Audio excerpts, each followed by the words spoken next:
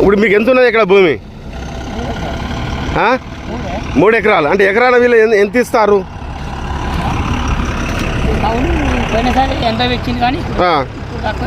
ఎంత ఇస్తా అండి? అంతే. ఫస్ట్ మాత్రం ఎక్కువ ఇచ్చారు. ఉసుకపోయేదా పోసేదాకా ఏమనిలే. ఉసుక పోసిన తర్వాత ఏమంటారు వాళ్ళు 10 అంటే 10, 20 అంటే 20. మరి ఇప్పుడు అక్కడ 30 ఎకరాల భూముల దాకా ఇదే పని చేయాలి. 30 ఎకరాల భూమి దాకా ఇప్పుడు అక్కడ ఇవ్వకుండా వాడు కూడా ఇసుక కారుడు ఇసుకైపోయింది కదా. మరి ఏంటి కదా ఆ పరిస్థితి ఏంది? ఇప్పుడు వాళ్ళు ఇప్పుడు ఫస్ట్ 80,000 అంటారు, 90,000 అంటారు, 70,000 అంటారు, తీసుకుంటారు. మరి ఇప్పుడు నీళ్లు కొట్టాలి కదా, నిబంధనల ప్రకారం నీళ్లు కొడతారా? నీళ్లు దుమ్ము లేకుండా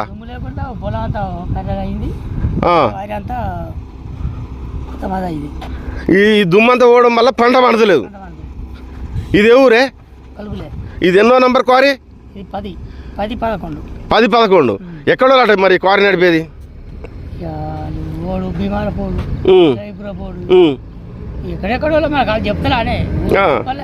మరి ఇక్కడ సూపర్వైజర్ ఉండేటాయన మీరు అడిగితే చెప్పడా? ఆయన సరే ఇక్కడ పనిచేసే సూపర్వైజర్ లచ్చన్న అంటే ఆయన అంటే మరి మీకు చెప్పడా? నీళ్ళు కొట్టడానికి పోతాడా? నీళ్ళు కొట్టలే 20 రోజుల బట్టి అందుకే ఇప్పుడు ఆపినా. ఏదో ఆపినావా? ఓకే. ఇప్పుడు మనం జయశంకర్ భూపాలపల్లి జిల్లా పలుగుల మహదేవ్పూర్ మండలం పలుగుల ఇసుక క్వారీలో ఉన్నాము.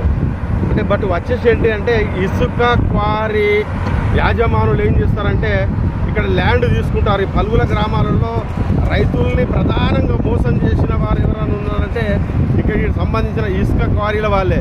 ఇక్కడ ల్యాండ్ తీసుకుంటారు వీళ్ళు. ఇక్కడ ఏంటి 1 ఎకరాన 80,000, 90,000 ఇస్తామని తీసుకుంటారు. ఇక్కడ 80-90,000 ఇస్తానని తీసుకొని ఏం చేస్తారంటే రాత్రి టక్కన మొత్తం టోటల్గా ఇసుకంతా ఖాళీ చేసి ఈ భూమిని చదువు చేయకుండా వెళ్ళిపోతారు.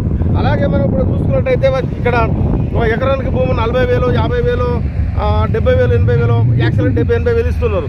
కానీ ఫస్ట్ మాత్రం వీళ్ళు ఏం చెప్తారంటే ఒక 40,000 అంటారు, 80,000 అంటారు. 80,000 నుంచి వాళ్ళు ఏం చేస్తారంటే ఇసుక డంపింగ్ అయిన తర్వాత మాకు ఇసుక నడతలేదు, మాకు లాస్ వస్తుంది, దీనికి మేము 40,000 ఇస్తాం, 30,000 ఇస్తామంటారు.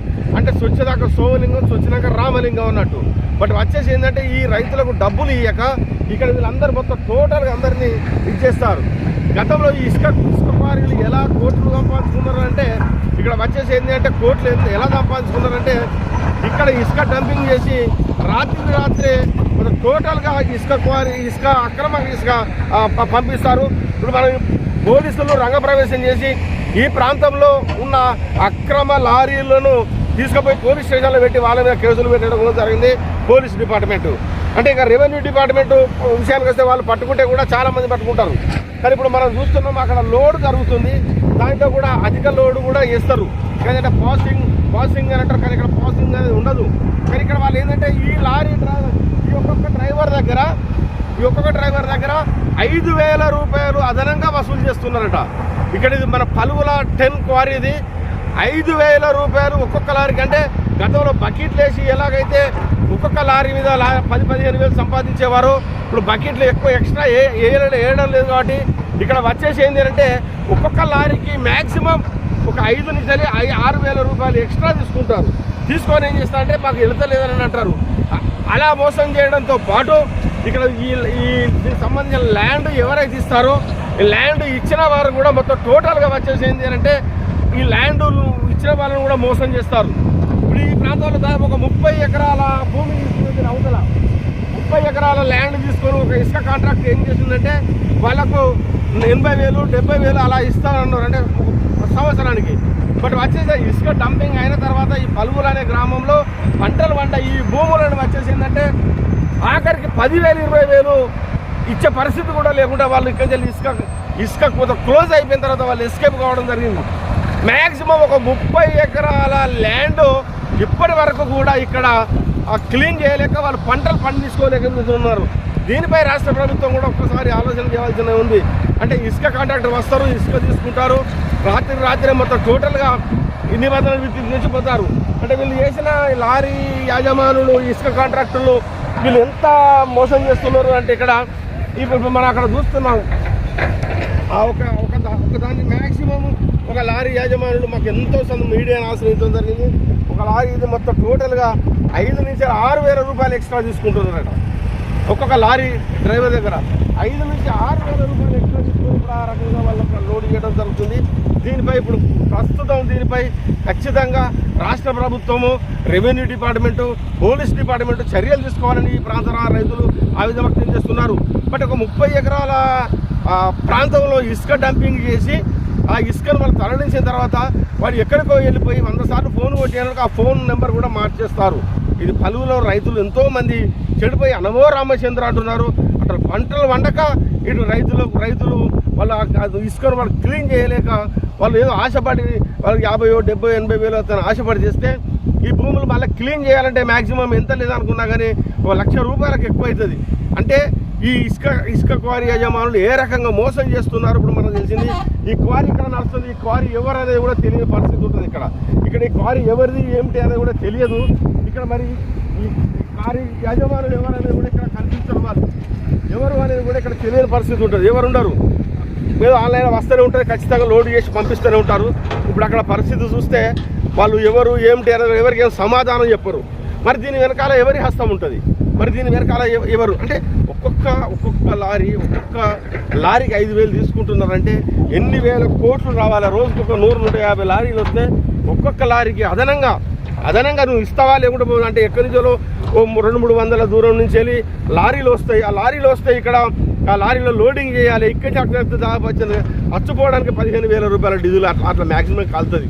కానీ ఇక్కడికి వచ్చిన తర్వాత నువ్వు 5,000 ఇస్తేనే, నువ్వు 3,000 ఇస్తేనే, నువ్వు 4,000 ఇస్తే లోడ్ చేస్తాను డిమాండ్ చేయడం వల్ల వాళ్ళు విధిలేని పరిస్థితుల్లో లారీ యాజమానులు విధిలేని పరిస్థితుల్లో 4,000, 5,000 వీళ్ళకు ముట్టయిపోతారు. ఇలా అనేక రకాలుగా పరిస్థితి ఇలా ఉంటుంది. మనం చూసుకున్నట్టయితే ఇక్కడ ఈ క్వారీ ఎవరిది అనేది కూడా మనకు సమాచారం ఉండదు. ఇక్కడ ఈ క్వారీ మరి ఎవరిది ఏం కథ అనేది ఒకసారి అడిగే ప్రయత్నం చేద్దాము. ఇక్కడ మరి ఒక సూపర్వైజర్ ఉన్నాడట, ఆ సూపర్వైజర్ని అడుగుదాం ఇప్పుడు ఇక్కడ. మరి ఇక్కడ లారీల డ్రైవర్ల దగ్గర కూడా ఎక్కువ డబ్బులు వసూలు చేస్తున్నారని మనకు తెలుస్తుంది.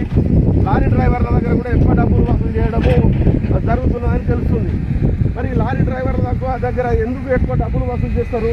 మరి ఇక్కడ ఓనర్ రైతులకు కూడా కొందరికి డబ్బులు ఇవ్వలేదని తెలుస్తున్నది. మరి రైతులకు డబ్బులు కూడా ఇవ్వకుండా ఇట్లా మోసం చేస్తున్నారని తెలుస్తున్నది. ఇట్లా మంచి పంటలు పండే ప్రాంతం ఇదంతా. ఇది ఏమంటే మొత్తం టోటల్గా పంటలు కూడా సరిగ్గా పండలేని పరిస్థితులు కూడా కనిపిస్తుంది. అన్నప్పుడు ఇక్కడ ఈ ప్రాంతంలో మీరు రైతులకంటే సరైన డబ్బులు ఇస్తున్నారు అన్న? అన్ని డబ్బులు ఇచ్చినాము, అంతా అయింది. ఏ రైతుకు సుత బాకీలే మేము ఎన్ని లేదు, అన్ని యథావిధిగా అన్ని మంచిగా నడుతున్నాయి. క్వారీలలో సుత ఏం లేదు. లారీల దగ్గర ఒక్కొక్క దగ్గర 20 మన 4,000, 5,000 వసూలు చేస్తారట. అంతా తప్పుడు సమాచారం, ఏం తీసుకుంటలేదు. అంటే ఇప్పుడు ఇది ఎన్నో క్వారీ, ఏ ఊరు ఇది? అది నాకు తెలియదు అన్న. నీకు తెలియదు ఇక్కడ ఒకసారి చెప్పన్నా. తెలియదు అన్న, నేను కస్టమర్ నానే సంబంధం. ఇది ఇప్పుడు 10 క్వారీగా పలువురు కదా అన్న, ఒకసారి చెప్పే. నాకు తెలియదు సంబంధం. 10 నెంబర్ క్వారీగా దీని ఓనర్ ఎవరు? దీని ఓనర్ ఎవరన్నా? మీరు ఒక్కొక్క లారీకి 5,000 తీసుకుంటారట, ఒకసారి చెప్పరాదు.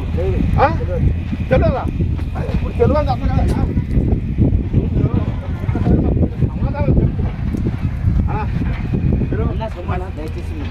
అట్లా ఒక్కొక్క లారీకి 5,000 తీసుకుంటారట. ఒక్క రూపాయి 5,000 తీసుకుంటే నింపుతావు లేకుండా నింపలేదు అంటారు. చెప్పానా మీరు ఎవరు? మీరు ఇక్కడ రైతులకు డబ్బులు పిక్చర్ లెక్క కనబడుతున్నా సంబంధాన్ని రైతులకు డబ్బులు ఇవ్వలేదు అన్నారు. ఈ క్వారీ ఎవరిది? ఎవరిది క్వారీ? ఈ క్వారీ హైదరాబాద్ అయినది. ఆయన పేరేంది? నాకు తెలియదు. నీకు తెలియదు. ఇక్కడ నువ్వు ఎట్లా వసూలు చేస్తాను లారీ డబ్బులు? నేను వర్కర్ను.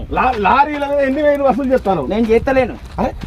ఒక్కసారి చెప్పు. ఒక్కొక్క లారీ 5,000 తీసుకుంటాను అందిన సమాచారం. నేను చేస్తలేను. ఎవరిది ఇది? కోలేటి మారుతుంది అట, నిజమేనా? కాదు, మారుతుంది కదా, హైదరాబాద్ వాళ్ళది. ఏం పేరు? ఆయన పేరు లేదా? నాకు తెలియదు. ఆయన పేరు ఊరు లేదా? నాకు తెలియదు అన్న. తెలియదు ఎట్లా జాబ్ చేద్దాం? నీకు ఎవరు ఇస్తారు? నౌకరీ. నీ సాలరీ ఎవరు ఇస్తారు? సాలరీ ఎవరు ఇస్తారు నీకు? ఎక్కడ? ఇక్కడ. నేను భూములో ఇక్కడ కాబట్టి నేను ఇక్కడికి వచ్చిన. అది ఎట్లా కదా? నేను భూములో. ఎవరు మీరు? మీదేవరు?